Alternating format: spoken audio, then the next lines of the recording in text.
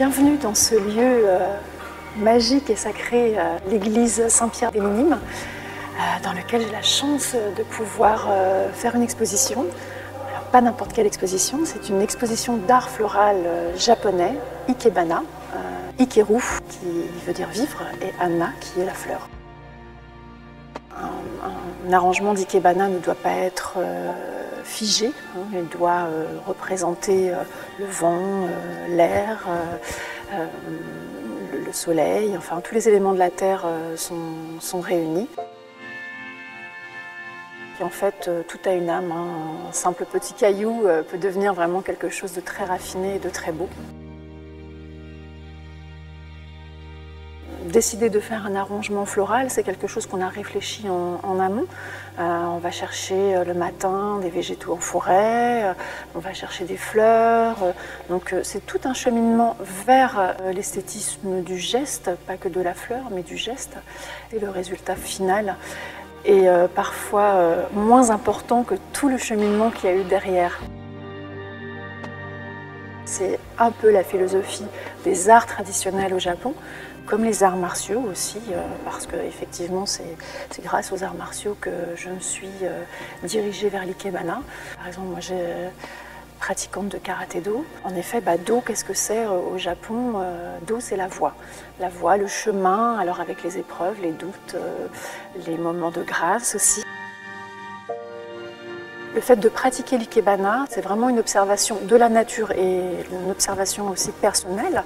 On prend conscience de la forme d'une branche, voilà, comme cette branche-là. Je l'ai juste raccourcie, mais je l'ai laissée dans son mouvement naturel.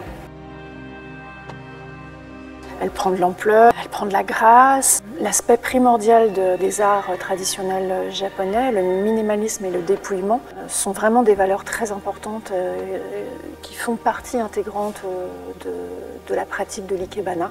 L'économie du geste aussi, qu'on retrouve dans le karaté-do. C'est vrai que dans le karaté-do, par exemple, vous pouvez passer des heures et des heures à essayer de trouver un geste qui va être le plus beau possible. Et en Ikebana aussi, quand on crée un arrangement floral ou quand on se met dedans, l'engagement du cœur est important.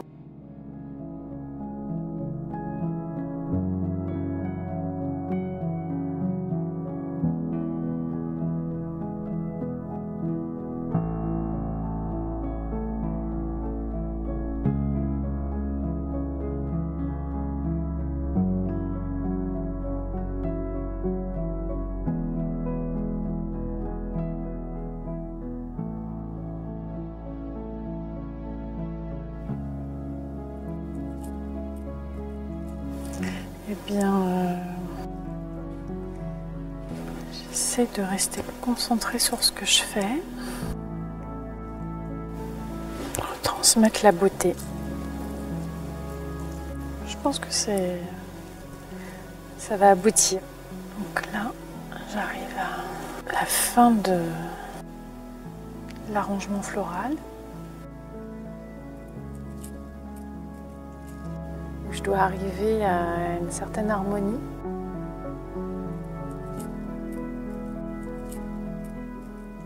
Tout ce qui est devant, comme ça, les petits boutons, c'est plutôt le présent, les enfants, tout ce qui se passe en ce moment dans sa vie.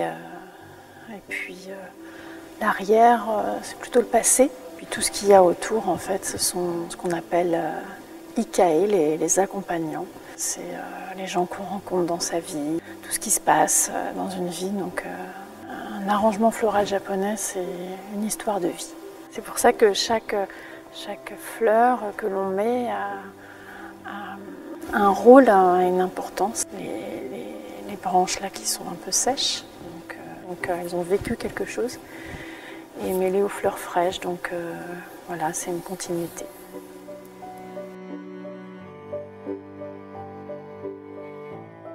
Le mot de la fin, voilà, ce serait l'éternité, parce que même moi, si ce que je pratique c'est un art éphémère, en fait, à travers une exposition, c'est rester dans l'esprit des gens. Les gens vont en parler, vont s'en souvenir, peut-être le raconter, et ça c'est un bonheur pour moi. Merci.